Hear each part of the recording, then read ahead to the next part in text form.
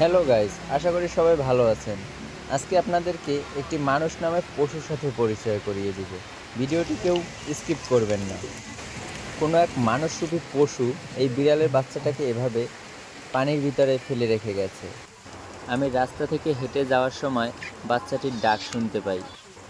এরপরে দূর থেকে আমি বাচ্চাটিকে দেখতে পেয়ে আমি আমার ছোটো ভাইকে ডাক দিই ভিডিওটি করার জন্য। তো সবাই ভাবতে পারেন যে এই কাজটা আমি করেছি, তো এর জন্য ভিডিও করার কি দরকার ছিল। আসলে আমি ভিডিওটা করেছি এর জন্য, আমি এখান থেকে শুনতে পেয়েছি এই বাচ্চাটিকে এক মহিলা এখানে ফেলে রেখে গেছে। তো মানুষ কতটা খারাপ হলে এরকম কাজ করতে পারে, একটি বিড়ালের বাচ্চাকে এভাবে পানির ভিতরে ফেলে রেখে যায়।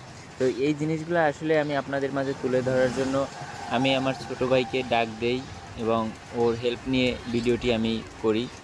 স্বামী বিবেকানন্দ একটা কথা বলেছেন, জীবের প্রেম করে যেইজন সেইজন সে বেশি ঈশ্বর। প্রথম জীবকে ভালোবাসতে হবে, মহান সৃষ্টিকর্তার সৃষ্টিকে ভালোবাসতে হবে।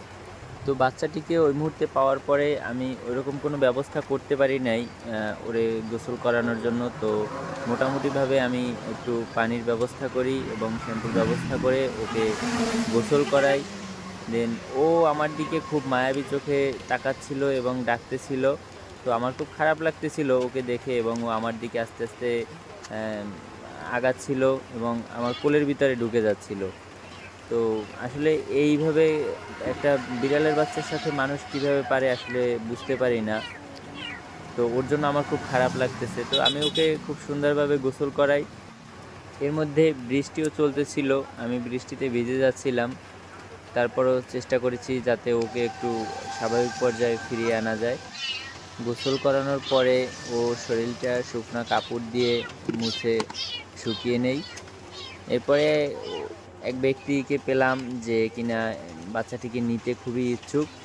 তো তাকে আমি খুব ভালো করে জিজ্ঞেস করেছি যে সে কি এই বাচ্চাটির যত্ন নিতে পারবে কি না। তো তার কাছ থেকে খুব ভালোভাবে পেয়ে আমি তাকে বিড়ালের বাচ্চাটি দেই, না হলে বাচ্চাটি আমি নিজেই রেখে দিতাম। সবার কাছে একটা অনুরোধ থাকবে, কেউ কখনো এভাবে কোনো বিড়ালের বাচ্চা হোক বা অন্য কোনো প্রাণী হোক, কারোর সাথে এভাবে আচরণ করবেন না। আপনার ভালো লাগবে না, আপনি অন্য কাউকে সেটা দিয়ে দিবেন যে কিনা ওইটার ভালোভাবে যত্ন নিতে পারবে। কিন্তু এভাবে কোনো প্রাণীকে বা কোনো জীবকে অবহেলা করবেন না। কোথাও এ ধরনের কাজ দেখলে অবশ্যই আপনারা প্রতিবাদ করবেন। আজকে এই পর্যন্তই। ধন্যবাদ সবাইকে। সবাই ভালো থাকবেন, আমার জন্য দোয়া এবং আশীর্বাদ করবেন। আর ভিডিওটি ভালো লাগলে সবাই শেয়ার দিয়ে দিবেন।